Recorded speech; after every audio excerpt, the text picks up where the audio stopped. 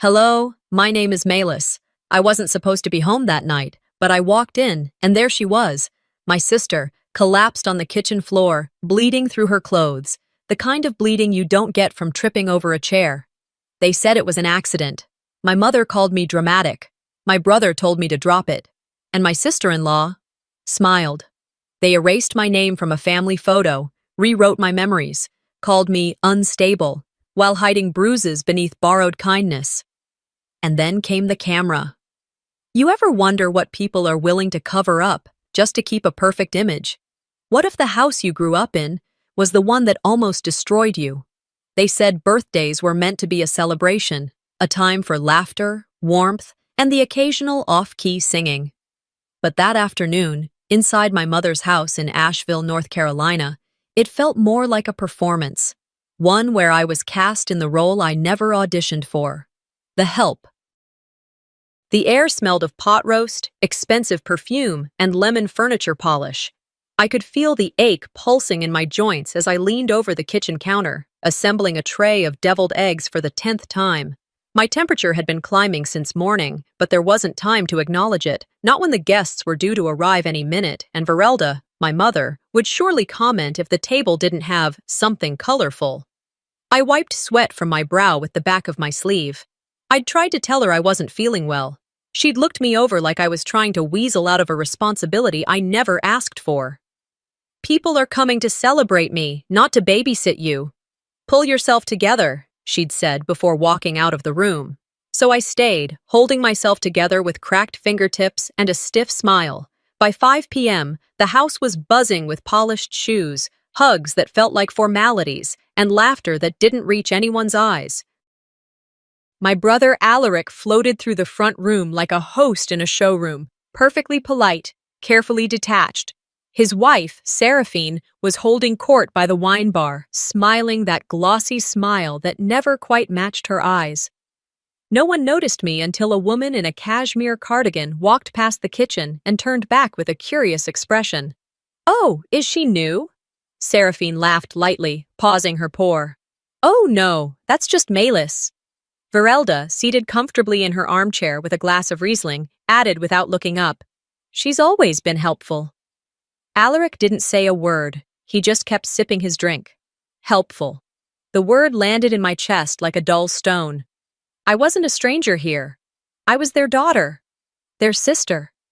Yet in this house, I was no more present than the sound of the refrigerator hum, always running, rarely acknowledged. I continued serving as if nothing had been said. People ate. They drank. And eventually, the moment came to present the cake. It was a lemon chiffon with lavender buttercream, my mother's favorite. I'd made it from scratch the night before, decorating it with candied citrus slices I'd crystallized myself. Seraphine brought it out on a silver stand, smiling like she had pulled off a miracle. "This is divine," someone exclaimed as the first slice was served. "It's from Seraphine," Verelda said proudly. "She's such a talented woman, always thinking ahead." I froze, spatula in hand. That wasn't true. Later, after most of the guests had wandered into the living room to talk about the new city council scandal or their children's college acceptances, I went back to the kitchen to start the cleanup. I reached for the trash bin, and there it was, the card I'd written, crumpled, torn. My name scratched out, replaced with a new one, in Seraphine's neat cursive. She hadn't even bothered to hide the evidence. I held the paper in my hand, feeling the edges cut into my palm. There was no mistake, no miscommunication. This wasn't forgetfulness. It was deliberate. I didn't cry. I didn't scream. I just stood there for a moment, staring at the garbage can like it held the entire script of my life. Work hard, stay quiet, don't expect anything in return. It wasn't the first time. As a kid, being helpful had earned me the bare minimum of affection. I learned early that my worth wasn't measured by who I was, but by what I could do. Make the bed, wash the dishes, don't talk back, smile when spoken to. That's how you kept the peace in this house. But that night, something shifted. I wasn't just tired. I was worn. I wasn't just hurt. I was invisible. At dinner, I sat at the far end of the table, next to the window where the breeze from the cracked pane chilled my skin. No one offered me a sweater. No one asked if I was okay. Seraphine laughed about a recent article she'd been featured in, Women of Impact. She described her volunteer work at the food bank like she hadn't once thrown away the leftover pasta I made 2 nights ago without even tasting it. Virelda beamed at her. I always said Seraphine was going to do great things. The utensils clinked against fine china. Alaric was deep in conversation with a neighbor about mortgage rates. My chair creaked slightly when I shifted, but no one turned their head. I sat quietly, chewing the dry salmon on my plate. Not because I was hungry, but because not eating would have been noticed. Being noticed was dangerous in this house. Better to stay silent. When the meal finally ended and everyone drifted into the den for coffee and whatever cake remained, I rose from the table, slowly gathering the plates. I moved to the kitchen. My steps were careful, my hands numb. I reached for a dish towel, but my fingers trembled. I stared at them. I wasn't cold anymore. I wasn't sick either. It was something else, something deeper. Something inside me cracked when I looked down and saw that the last of the lemon chiffon cake had been scraped from the stand, and no one had said thank you, not to me. My throat tightened, not with tears, but with realization. I wiped the counter slowly, tracing circles with the towel like they might form some kind of message, like the crumbs might spell out something more meaningful than what I'd heard all evening. I turned toward the window, the dark sky mirroring the hollow quiet inside me. And then I saw it, on the floor beneath the dining table. A napkin with my name on it, scribbled in a child's handwriting. My nephew must have written it, maybe copying it from the card I'd left on the cake box. It was folded into a triangle, as if he'd tried to make something special. I picked it up, brushing the smudges off with a careful thumb. My name was still there, barely. That was when my hands started to shake. I dropped the napkin and turned back toward the kitchen. And I saw something. No, someone, standing in the doorway. Seraphine. She tilted her head, smiled faintly, and said, "Thanks for all your help tonight, Melis. You really kept things running smoothly." It was the tone more than the words, smoothly, like I was just another part of the serviceware. I nodded once, didn't speak. As she walked away, the silence clung to the walls like fog. I stood there, alone again, except this time, I knew better. The next time someone tried to erase me, I'd make damn sure they remembered who I was. I didn't sleep much that night. After the party, I stayed in my room for a while, trying to quiet the thoughts circling like birds that wouldn't land. I replayed the day, every careless word, every stolen credit, every moment where I smiled just to keep from screaming. The silence in the house felt too thick to be natural. It wasn't peace. It was something curated, arranged, controlled. Sometime past 1 in the morning, I slipped out of bed. My throat was dry, and I told myself I just needed water. Something simple, something neutral, a task that didn't require me to measure my tone or pretend I hadn't been erased in front of a room full of people. The hallway creaked under my bare feet as I walked, trying to step around the boards that always made noise.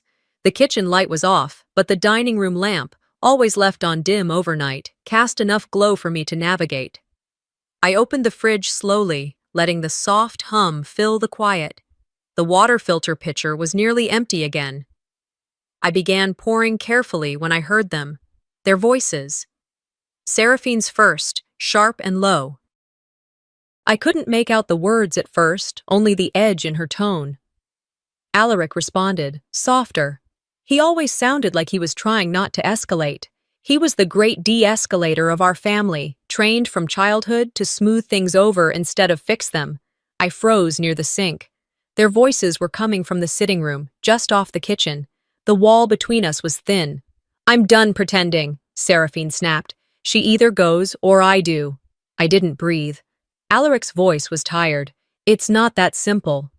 "Why? Because you don't want to deal with your mother crying about how it'll look, or because you're afraid to admit your sister is emotionally unstable?" "She's not," he started, but didn't finish. A pause. "I'll talk to her tomorrow," he said finally. "Let me handle it." Handle it. Like I was a scheduling conflict. I stood there, one hand still on the fridge handle, the other gripping the glass. The pitcher tilted too far. Water splashed over my fingers and onto the floor, cold against my toes. I didn't react. I couldn't. My body was still, but inside, something old and buried cracked louder than anything they could have heard. I dried my hands, placed the glass on the counter, and walked back to my room. In the morning, I moved through the motions. I made the coffee, unloaded the dishwasher, swept the kitchen, chores I'd taken on because I was around more than the others, because my freelance work was remote, because I was the one who had time. At breakfast, Verelda sat in her usual spot by the window, sipping weak coffee with 2 creams. She glanced up when I placed a fresh muffin on the plate beside her. Her tone was clipped, distracted. "Don't forget the guest towels. Seraphine said they were wrinkled yesterday." I took a slow breath. "I heard them last night. She wants me out." Verelda blinked, set her cup down, and adjusted her reading glasses. "She's just stressed," she said, as if that were a reasonable excuse. "You know she's got a lot on her plate. Community events, the fundraiser, and the media things, of course. She threatened to leave Alaric if I stay." My mother's mouth tightened. "You're reading into things." I felt a laugh catch in my throat. I heard her, word for word. "She's emotional. You always take things so personally." I didn't reply. I just looked at her, at the woman who'd taught me that silence was the best defense, who believed that sweeping things under the rug meant they never happened. But some things, some threats, you couldn't unhear. That afternoon, while folding laundry, I found a small orange bottle tucked between clean towels in the linen closet. It had my name on it, Melis Fee, Harlan, 10 milligrams, twice daily, prescribed by a physician I'd never met. I stood there, holding it like it was a live wire. I opened it, half full. Someone had been making sure it looked used. I remembered Seraphine's offhanded comments over the past week. "She's just been a little off lately. She gets overwhelmed easily, poor thing." She hasn't been sleeping, has she? I thought about that guest from the party who had asked if I was new, if I was help. That moment hadn't hurt as much as realizing it had been rehearsed, framed, allowed. I wasn't just being erased. I was being rewritten. Later that day, Aunt Geneva came by with banana bread. She hugged Seraphine tightly and barely acknowledged me. At one point, while sipping tea, she looked at me over the rim of her cup and said, "I always thought you were the artistic one. Sensitive, dreamy. That's not a bad thing, of course, but you have to be careful with people like that." "People like what?" I asked, trying to keep my voice even. She shrugged. "You know, delicate." Delicate. Unstable, fragile, convenient words for when someone wants you quiet. That night, I lay in bed staring at the ceiling. I tried to replay the last few days in order, to map every comment, every action, and assign it the weight it deserved. But it all blurred together. My own thoughts didn't feel entirely mine, like someone else had been whispering in my ear just long enough that I'd started to confuse their voice with my own. Had I been overreacting? Had I misunderstood the conversation? Had I made too much out of a few pills? I turned to the side, curling into myself. I could hear the faint hum of the fridge again, the occasional floorboard groaning as the house settled. Then I heard something else. A soft thud. Not loud, not deliberate, just enough to be noticed. I waited, holding my breath, straining to hear footsteps or movement, but the house stayed still. No one else stirred. No doors creaked. No voices followed. But I knew that sound hadn't come from a dream. It had come from someone trying to erase me again. Morning light barely crept through the slats of the blinds when I swung my legs over the edge of the bed. The soft thud from the night before still echoed in the back of my mind, though no one in the house had mentioned anything unusual. Maybe they didn't hear it. Or maybe they did, and chose not to ask. I needed to move, needed to do something that made sense, that followed a rhythm I could control. Downstairs, the kitchen was quiet, the kind of quiet that felt rehearsed, too still, too sterile. I tied my robe tighter and started boiling water for tea. My head still buzzed with unease, but I was determined to start the day on my terms. Maybe today I wouldn't feel like a shadow in my own home. I leaned down to grab a pan from the lower cabinet, but as soon as my bare foot hit the tile, something slick sent me sliding. My heel gave out first, Then my elbow hit the ground, and finally, my face cracked against the wooden base of the island. The world snapped sideways in an instant. Sharp pain bloomed across my cheek, and something warm trickled down my jaw. I didn't scream. I couldn't. For a moment, I just lay there, winded, heart pounding against the cold tile. Then I noticed the gleam beneath me. Oil. There was a sheen across the floor, pooled just where I'd stepped. Not water, not soap, cooking oil. I sat up slowly, my hands trembling as I pressed them to the floor. I looked around, searching for the bottle. It was sitting on the counter, cap off, tilted. A thin stream had run down the side and dripped onto the tiles. My vision blurred, and not just from the pain in my head. This wasn't an accident, it was staged. I reached up to touch my face. Blood. It coated my fingers. My arm burned too. I must have scraped it on the cabinet corner. Footsteps. Light. Deliberate. Seraphine appeared in the doorway, wearing a soft peach robe that looked like it had never touched a drop of dishwater. "Well," she said, with a sigh that carried the tone of someone burdened by someone else's clumsiness. "You really need to be more careful, Malis." I didn't reply. I couldn't find words that wouldn't tremble. Instead, I sat there, bleeding, while she stepped over the spill and pulled open the fridge. "You really ought to let someone know when you've made a mess," she added, her voice dripping with casual venom. "People could get hurt." She left the kitchen just as Verelda entered from the hallway. Her slippers barely made a sound, but her eyes scanned the floor with immediate annoyance. "What happened?" she asked, not alarmed, just irritated. "I slipped," I whispered. "Someone left oil on the floor, I think." "Enough," she said quickly. "Just clean it up, for heaven's sake. No need to make a production." Blood was still dripping from my chin. She walked past me, grabbed a dish towel, and handed it to me without looking directly at my face. "Here, let's not make a scene. You always were sensitive." Sensitive. The word landed harder than the fall. I pressed the towel to my cheek, biting back the nausea rising in my stomach. Seraphine reappeared moments later with paper towels and a bucket. She knelt down, almost gracefully, and began wiping the floor with practiced ease. "It's fine, really," she said in a sing-song tone. "No need to overreact. Accidents happen." I wanted to shout, to scream, to hurl the towel at her smug face, but I didn't. I just sat there, the pressure in my chest growing tighter. Once the mess was cleared, I was ushered into the guest bathroom.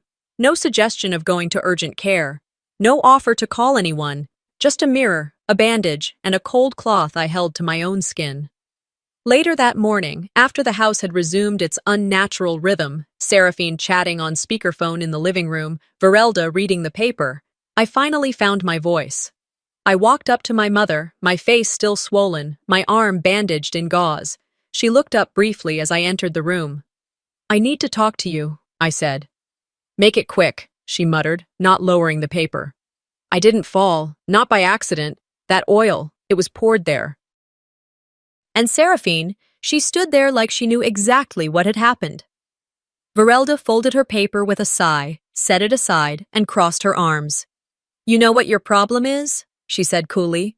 "You're always looking for someone to blame. If you want to be treated like an adult, stop being dramatic." "I'm bleeding," she shrugged. "Put a Band-Aid on it, that's what adults do." There was no anger in her tone, just icy detachment. And somehow, that was worse.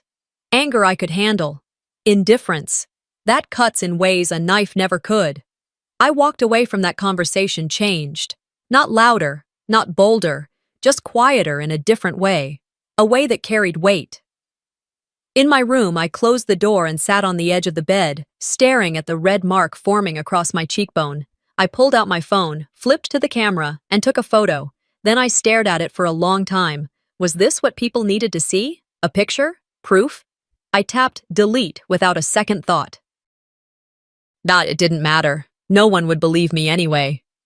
I lay down, still in the same clothes from the morning, and stared at the ceiling until the afternoon light disappeared behind the curtains. My phone buzzed twice. Probably spam. No one I loved was checking in, not even Alaric, and that was the part I hadn't expected to sting. That night, I shuffled to the bathroom. The house was quiet again, but the silence no longer scared me. It confirmed something. I wasn't part of this family. I was a liability they hadn't figured out how to discard. Standing in front of the mirror, I studied my reflection. Tired eyes, bloodied cheek, a fading line of dignity. I pressed a fingertip to my wound, then dragged it lightly across the glass. One name. Mine. A small act of rebellion. Of remembrance. Malus. My name. Just in case I forgot. Just in case they erased it again. The mirror was spotless. I stood there the next morning, staring at the glass above the bathroom sink, where just hours earlier I had written my name with a finger dipped in blood. There wasn't a trace of it left. Not a smear. Not a ghost of a line. Just gleaming silence and my own hollow reflection blinking back at me. No one said anything. Not Verelda, not Seraphine, not Alaric. But someone had seen it. Someone had taken the time to wipe it away before I woke. And that was what tore deeper than the bruise forming along my jaw, that erasing me had become routine. Downstairs, the day was already in motion.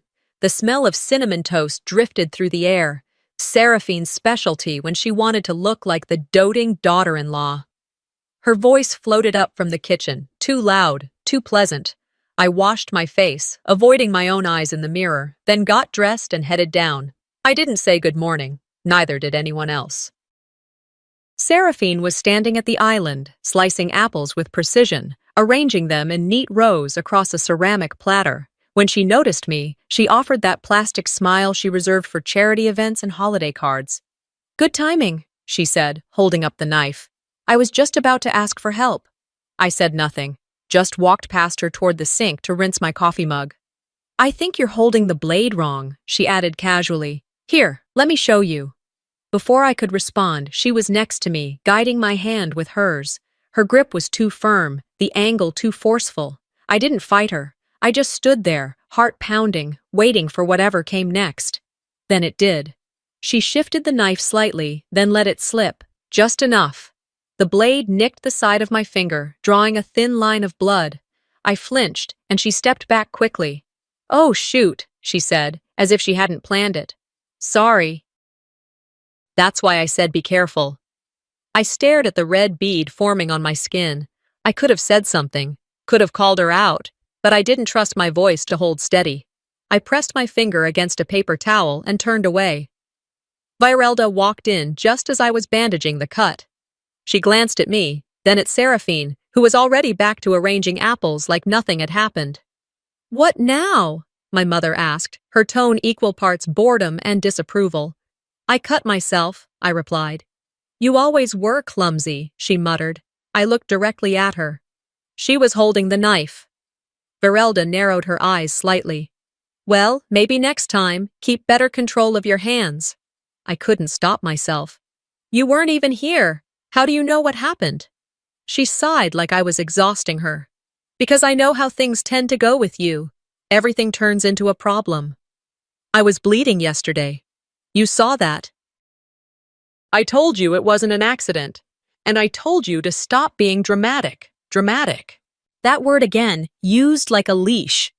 Seraphine chimed in softly, like she was trying to de-escalate, except it wasn't genuine. "I think we're all just a little tense. Maybe we need a breather." "You think I'm making this up?" I asked her, my voice shaking, not with fear but fury. "I think you're under a lot of pressure," she replied. "We all are. Things get misunderstood.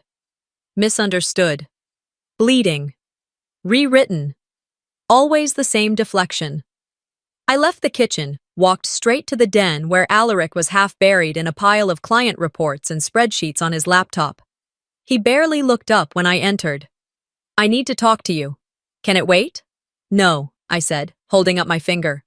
She did this. She accidentally guided the knife into my hand. Just like the oil spill. Just like everything else. He frowned, barely glancing at the bandage. "Are you sure you're not reading too much into it? You've known her long enough to see how she operates." He sighed. "I've also known you long enough to know how emotional you get when you feel cornered." I blinked. "Are you serious?" "She didn't mean to hurt you," he said, returning his focus to the laptop screen. "You just react." "I react because I'm being hurt.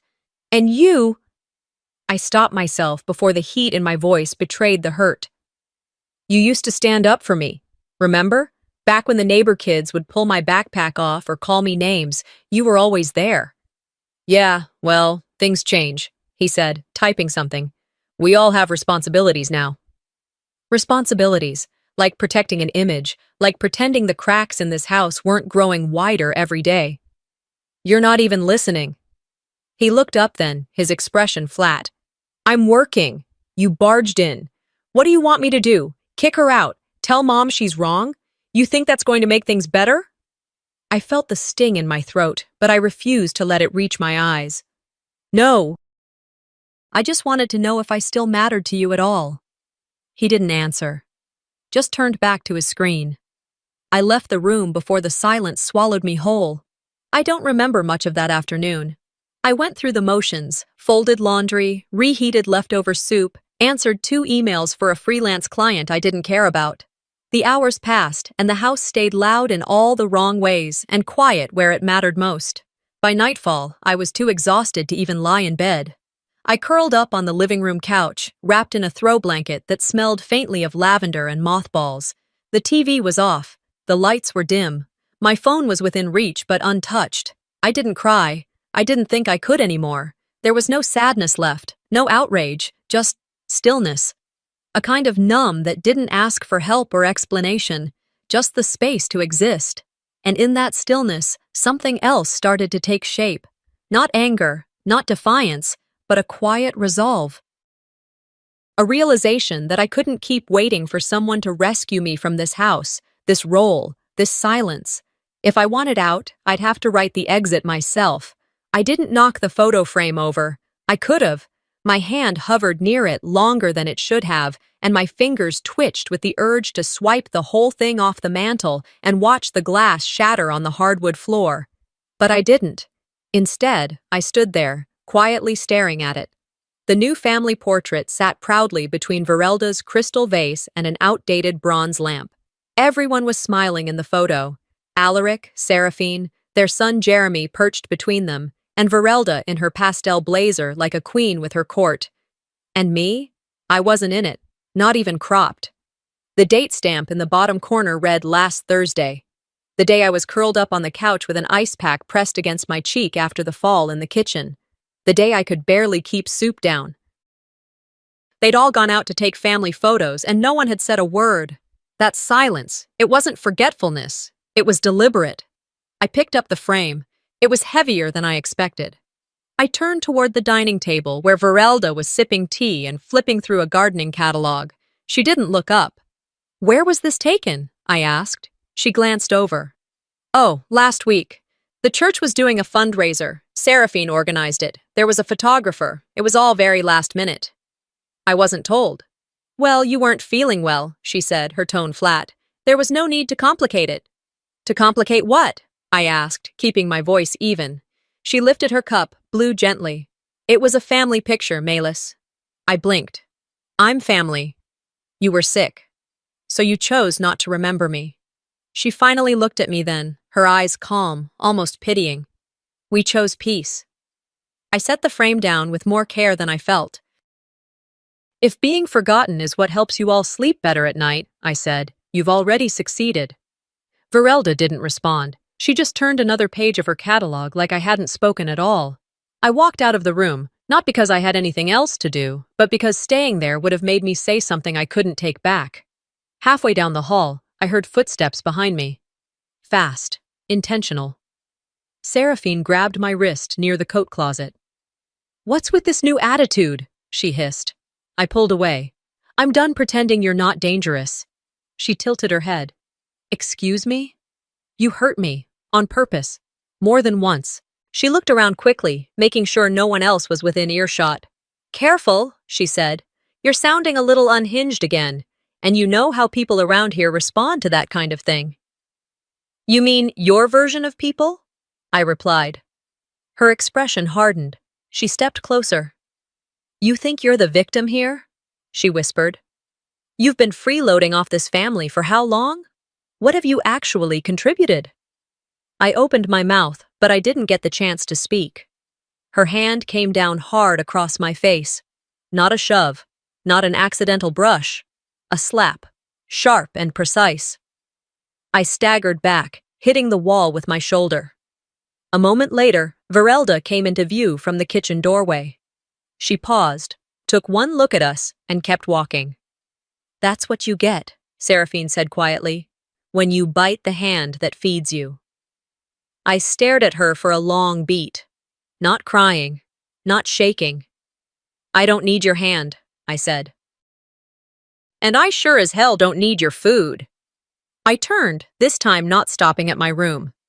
I went to the garage, found the keys to the basement storage closet, and made my way down the creaky stairs. The basement smelled of cedar and dust, boxes from old moves, a broken treadmill, a crate of holiday decorations, all layered in decades of silence. I pulled out a plastic tub labeled Dad's Electronics and opened it. Inside, among the tangled cords and unused routers, was a small security box. I remembered Dad installing a few hidden cameras before his health declined. Said it was for safety, for insurance. No one had bothered with them since. I opened the box. The cameras were still there, tiny things, no bigger than thumb drives. There were memory cards too, some labeled by room, living room, kitchen, guest hallway. All dated. I didn't know yet what I'd find, but if this house had been watching all along, maybe, just maybe, it had seen everything they tried to hide. The rest of the evening I stayed downstairs, sorting through cords, trying not to think about the sting on my cheek or the echo of Seraphine's voice in my head. By midnight, I'd found the charger, cleared off a USB drive, and planned which camera to start with in the morning. No more asking to be heard, no more waiting to be seen. There was always someone watching in this house. Maybe now, that someone would speak. The basement was colder than I remembered. I stayed down there longer than I needed to after finding the box of security footage.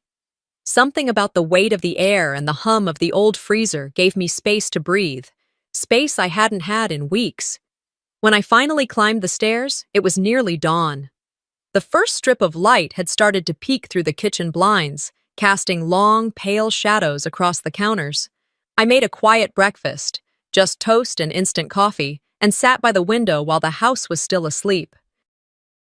I didn't want to be afraid of them anymore. I didn't want to feel like a stranger in the home I had helped take care of, even when no one else bothered to acknowledge it.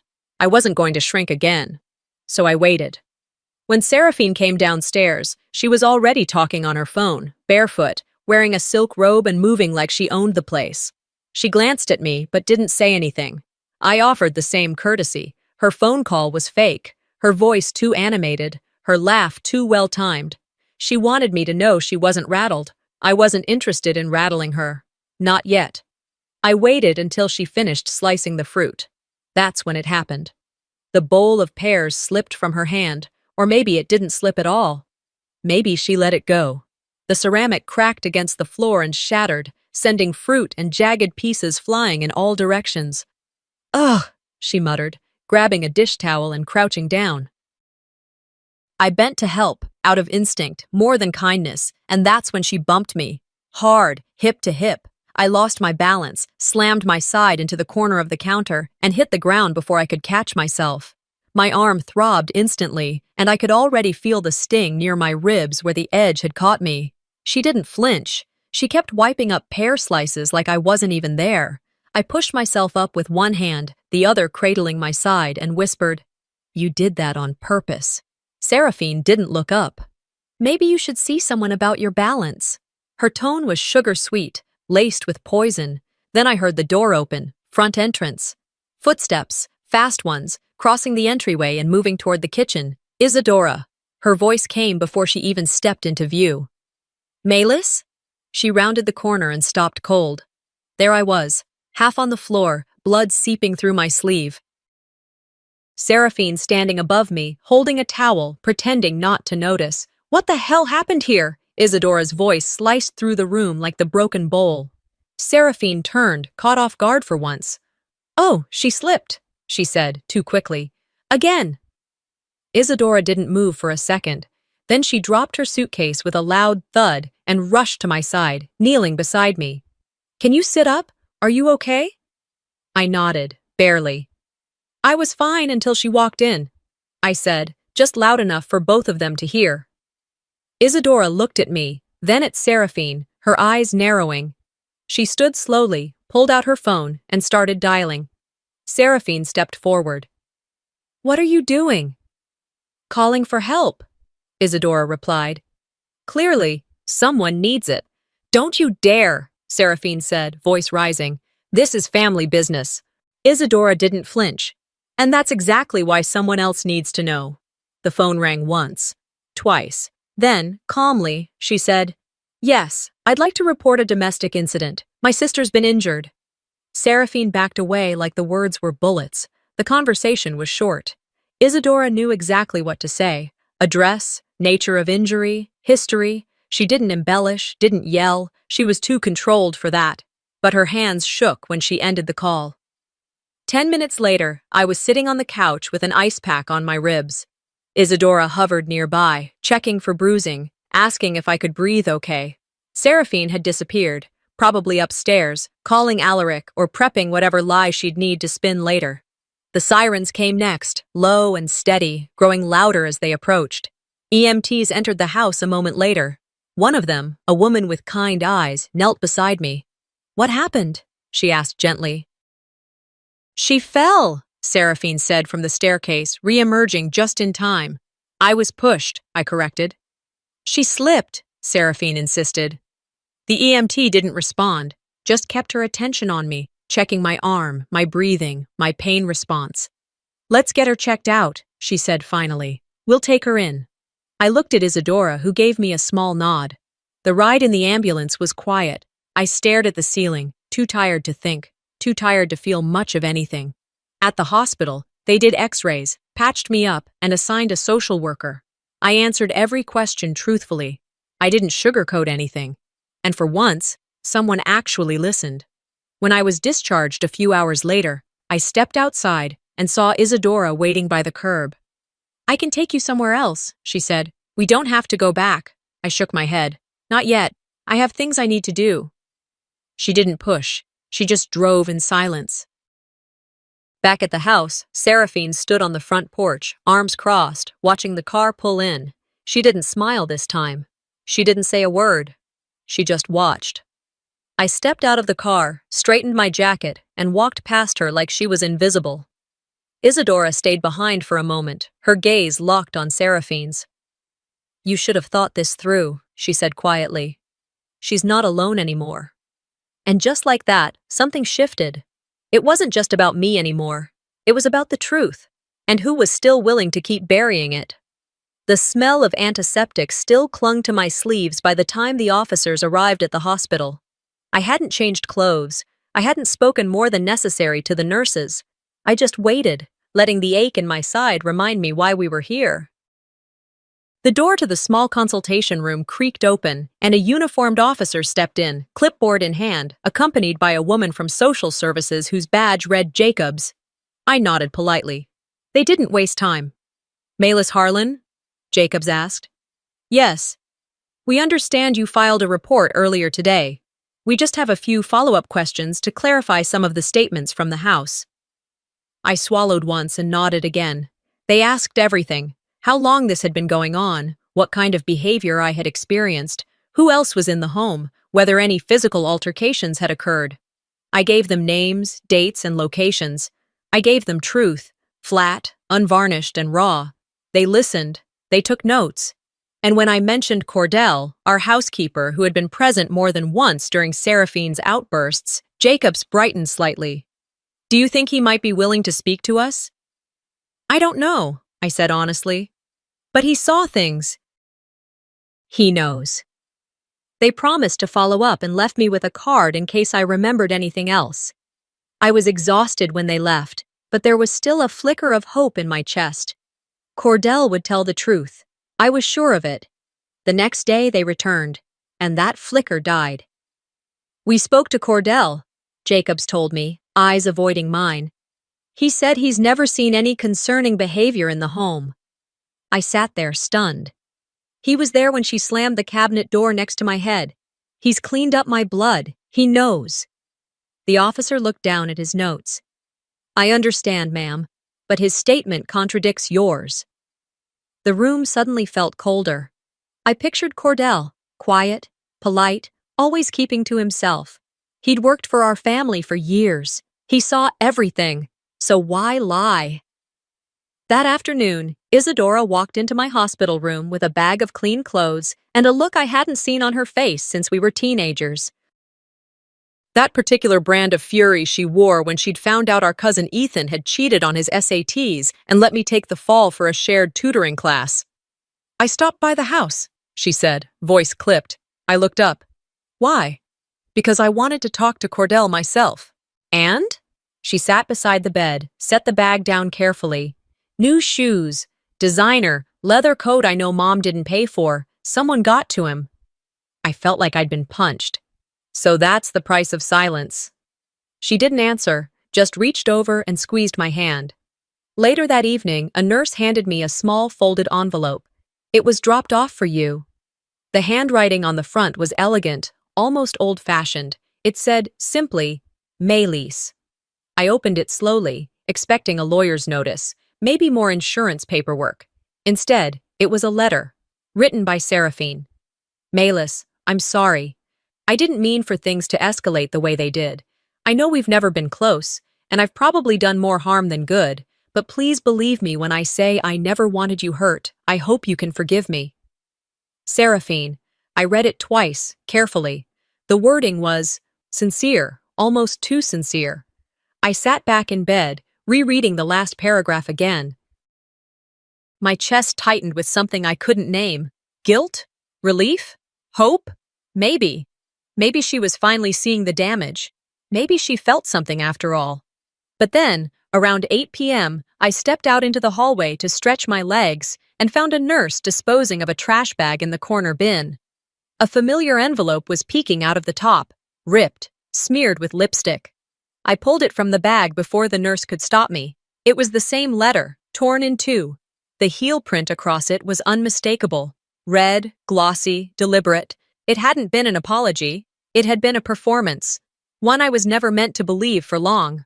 My chest ached, not from the injury, but from the weight of humiliation. I stood there, letter in hand, in the hallway of a hospital that had started to feel more honest than my own home. That night, as I lay back in bed, the letter tucked into the drawer beside me, my phone buzzed. A voicemail. Unknown number. I played it. "Hey. It's Thalia. I saw something online. Your sister posted a picture at the ER, but no context. I had a weird feeling." Her voice cracked, just slightly. "I don't know if you want to talk, or if you even want to hear from me, but I'm here. You don't have to say anything. Just know that I see you." I played the message 3 times. It was the first time in weeks, maybe months, I'd heard someone say they saw me, not to accuse, not to dismiss, just to acknowledge. I didn't respond, but I cried, not out of pain, not even from betrayal. It was something quieter, deeper. That message didn't just make me feel heard, it made me want to speak. Isadora didn't ask questions when I told her I needed to go back to the house. She just nodded, helped me into her car, and drove. The engine hummed quietly while I stared out the window, every nerve taut like the calm before a storm. When we pulled into the driveway, I asked her to wait outside for 10 minutes. She didn't argue, just reached into the glove box and handed me her portable charger for my old laptop. Inside the house, it smelled faintly of lemon cleaner and tension. Verelda was nowhere to be seen. The living room was still. The lights were off, curtains drawn. I moved through the hallway carefully, my shoes muffled against the worn carpet. In the corner by the back stairs sat a ceramic vase, chipped near the base. It had fallen over, likely from the house cleaner brushing past it last week. I went to set it upright and heard something rattle inside. I paused, tilting it gently. Something metallic clicked against the inner wall. I turned it upside down. A tiny black device fell into my hand. My stomach dropped. A nanny cam. Old school, embedded in a piece of decor. I remembered Alaric had installed a few of them years ago after a burglary scare. We all forgot about them. But maybe Seraphine hadn't. The lens was still intact. I turned it over. There was a memory card inserted. I didn't stop to question. I sprinted to the den, found my laptop in the bottom drawer of the old oak desk, plugged in the camera, and inserted the card.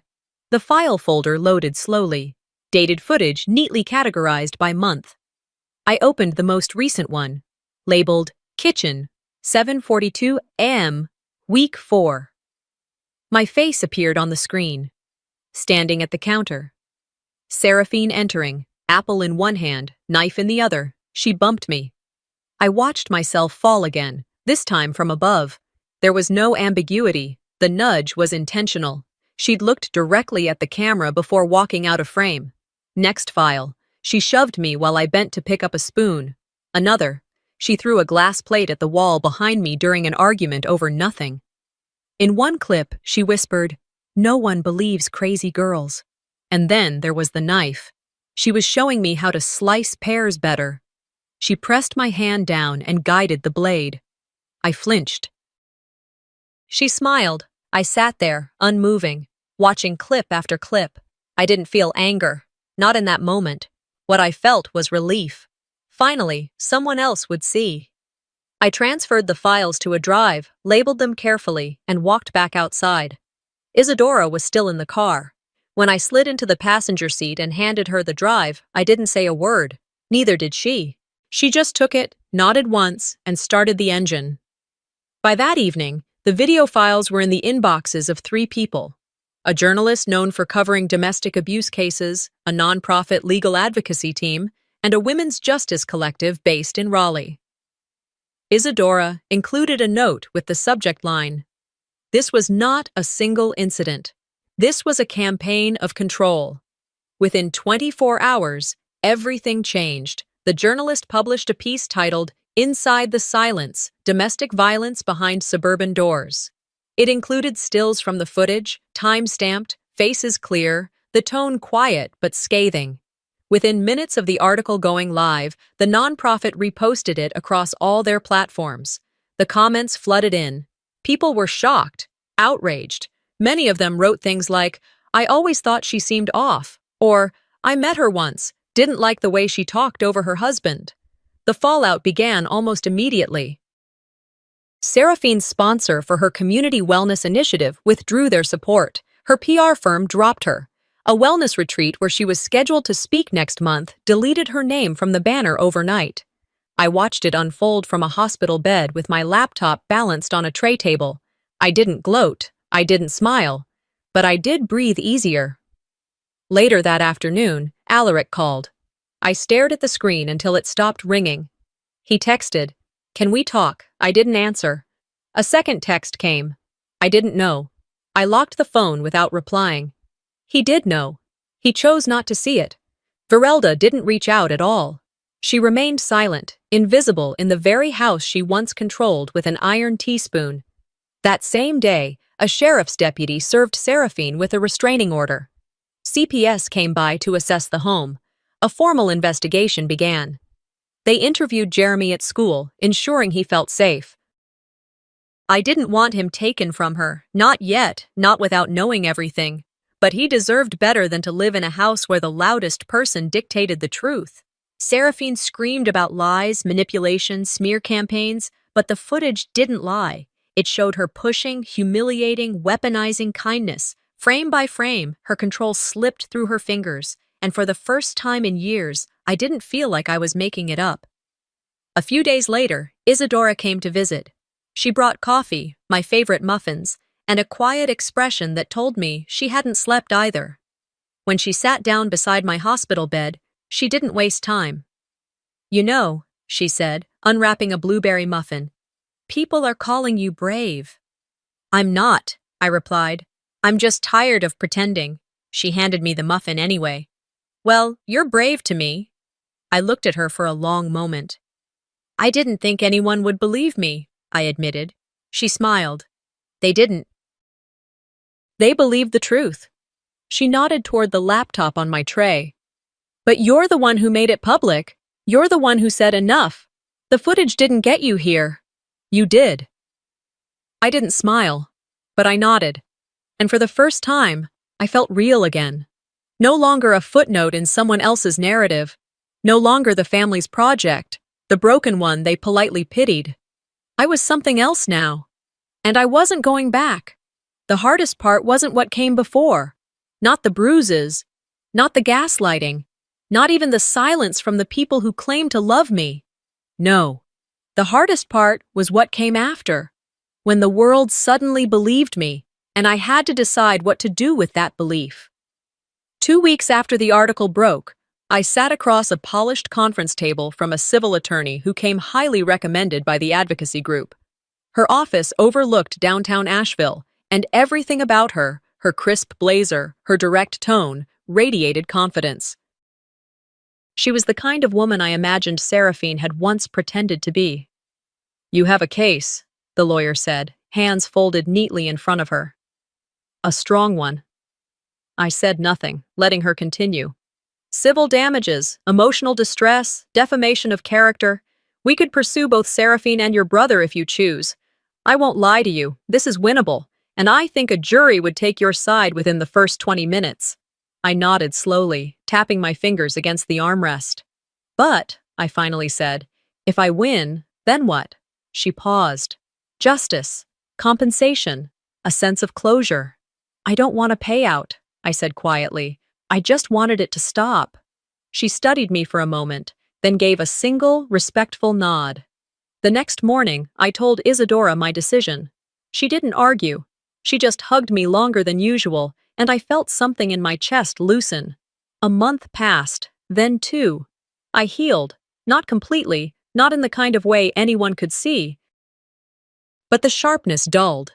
My days grew quieter. I walked slower, slept better.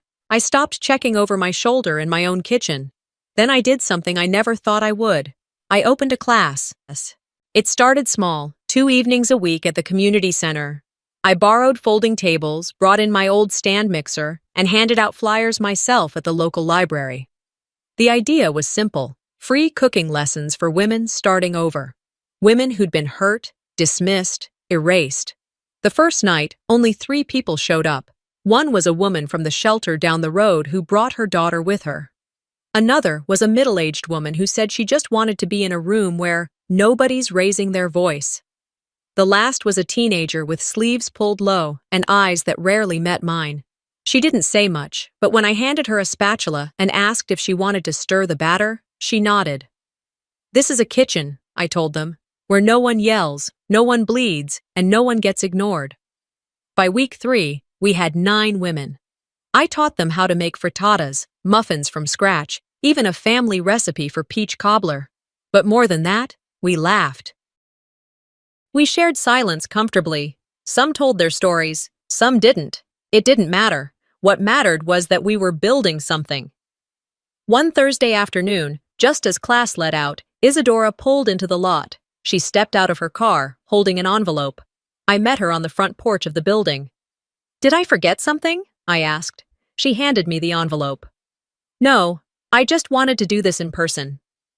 Inside was a property deed, my name on it. She didn't say the words right away, just looked at me, eyes soft.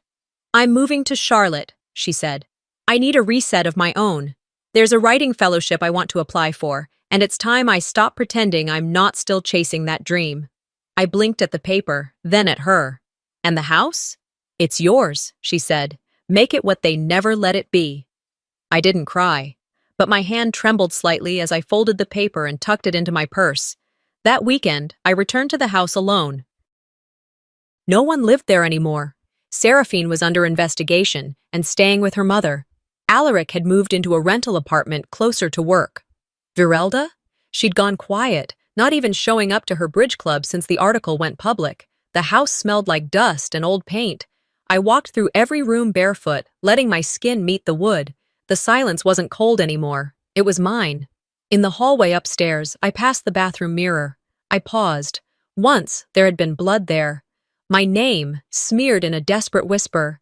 Now, there was only a clean reflection. Lines on my face I hadn't noticed before. A steadier gaze. I smiled, not big, not loud, but it stayed. In the weeks that followed, I cleared out the guest bedroom and turned it into a prep space for the cooking classes. I planted herbs in the garden out back.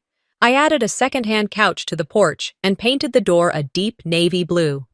People walked by sometimes and waved.